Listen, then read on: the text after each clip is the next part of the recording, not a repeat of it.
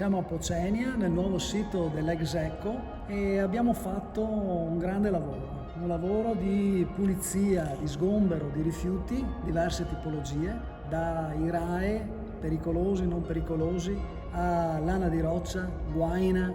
metalli, anche bidoni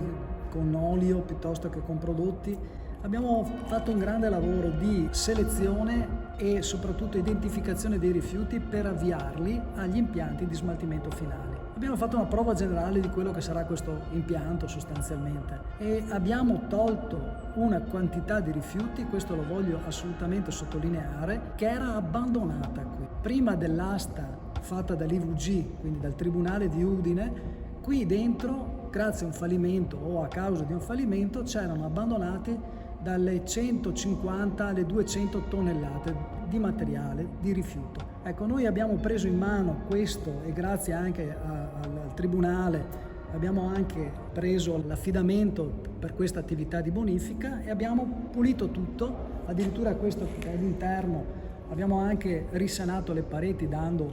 un colore che sia un minimo idoneo per effettuare una lavorazione, e sono anche contento perché l'abbiamo fatto anche in tempi brevi. Vorrò assolutamente invitare quanto prima la popolazione o chi di interesse, chi vorrà fare una visita appena sarà approntato tutto quanto lo schema dello stoccaggio, perché verrà fuori una bella realtà ordinata e soprattutto con un metodo di lavoro che è frutto di 30 anni di esperienza.